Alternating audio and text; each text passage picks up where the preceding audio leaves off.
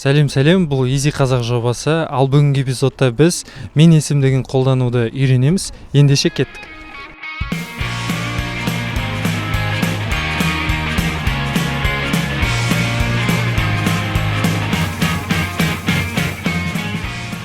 Мен есімдігінен бастап өзіңді сипаттап берші. Мен Нұрламын, мен студентпін, мен бақыттым. Мен еңбекқормын, мен балаларымды жақсы тәрбиеледім деп ойлаймын. Мен өз өмірімді балаларға арнадым деп айтуға болады. Енді мен жақсы адаммын.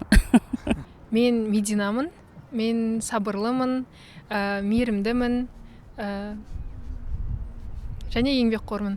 Мен қарапайыммын, мен эмпатпын және де кішкене қиялшылмын. Мамандығыңыз қандай?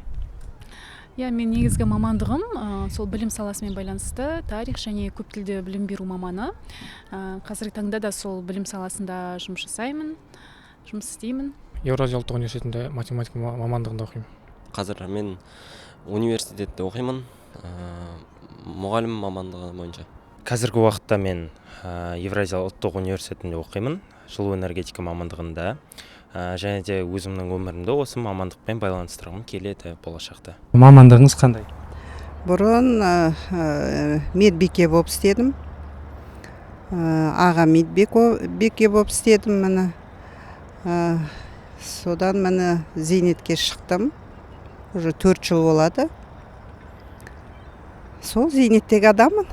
Мен қазір 3-ші курс студентімін. Мамандығым қазақ тілі және әдебиет пәнінің мұғалімі. Қазақ тілінде жүктеу есімдігін сөйлемде қолдану міндетті емес. Өйткені әрбір етістікке жіктік жалғау жалғанады, ал ол сөздің қай жақта тұрғандығын білдіреді. Бұл жайтты түсіндіру үшін бірінші жақтың есімдігі мен арқылы түсіндіріп көрелік. Мен есімдігінің мынандай жалғаулары бар: мын, мін, пын, пін, бын, бін. Ал енді сөйлем арқылы мысал келтірейік. Мен ертең мектепке барамын. Дәл осы сөйлемнің етістігіне назар аударайық. Барамын деген сөзге мын деген мен есімдігінің жалғауы жалғанған. Сондықтан біз мен дегенді қоспай-ақ ертең мектепке барамын деп те айта аламыз. Не істеп үлгердіңіз? Жұмыс күндері мен ерте тұрам, сондықтан бүгінгідей жексенбі күні барынша ұйқымды қандырып, асықпай уақыт өткізуге тырысам. Сол бүгінде асықпай ұйықтадым, оянып алып, оянғаннан кейін де сөйтіп таңғы асымды ішіп, осылай саябақта уақыт өткізуге, жүруге, таза ауа жұтып келдім. Алматыдан қонақтар келген, сол кісілерді енді серуенге шығарып, Бәйтерек жаққа барып, осы Астананың жақсы жерін бәрін көрсетіп, сөйтіп. Негізі бүгінгі күн демалысқа сәйкес келіп тұр, сондықтан көп нәрсе істеп үлгермедім. Былай ұйықтап немесе телефон қарадым десем болады. Бүгін демалыс күні болған соң демалып үлгердім. Бүгін таңертең сол жинаған жемісімді солидный етіп, осы Астанаға келдім үлгеріп. Не жасап үлгердіңіз? Мен 9-да тұрдым. 9-да тұрдым. Үй тазаладым, тамақ істедім және осында келдім.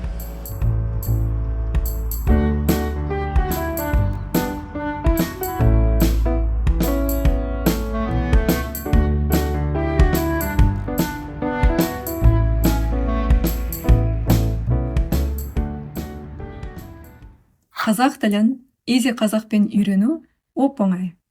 Егер біздің жобамыз сен үшін пайдалы болса, онда біздің жұмысымызды қолдай аласың. Ол үшін тіл үйренушілер платформасына жазылып қой. Оның ішінде әр шыққан видеоға сай сөздік, интерактив жаттығулар, аудио, субтитрмен және субтитрсыз видеолар бар. Оған қоса қазақ ағылшын тілдерінде транскрипт таба аласың. Осының барлығын жүктеп алып, өзіңе ыңғайлы уақытта қазақ тілін үйрене аласың. Ал біз сені асыға күтеміз.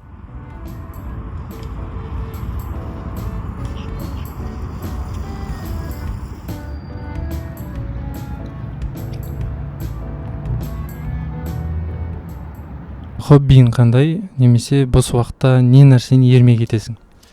Менің хоббиім ол көбінесе спорттық шоуларды қарау, тарих туралы көп нәрселерді оқу, қарау, және де өзіме уақыт арнау, яғни ұйықтау, немесе былайша айтқанда өзіме көп уақыт арнау, кітап оқу болсын, компьютерлік ойындар ойнау болсын, солай секілді көптеген нәрселер.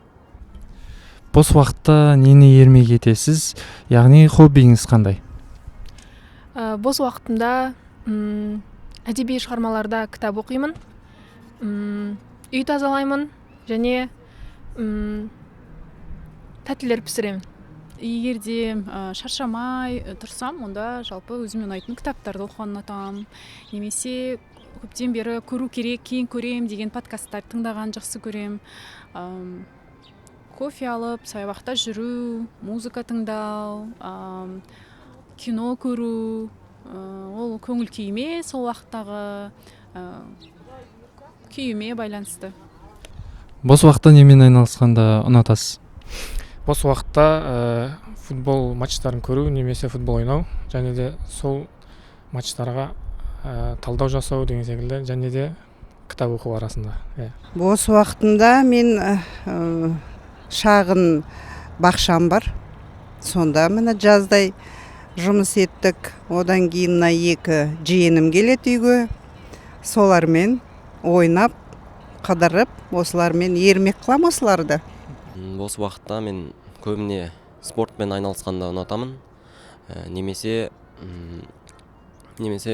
кітап оқу, және де достарыммен бірге уақыт өткіземін. Мен хоббиім көп, мен негізі өзім ән салам, сурет салам, сосын әндерді шығарам, өзім үйде отырып тақпақ жазам, балаларға арнап, өзімізге, өмірге арнап, одан тамақ жақсы әзірлеймін, неше түрлі салаттарды, сондай хобби бар. Сосын тоқыма тоқимын. Бәлкім сіз таңда тұрған кезде бүгінгі күніңізді жоспарлаған шығарсыз.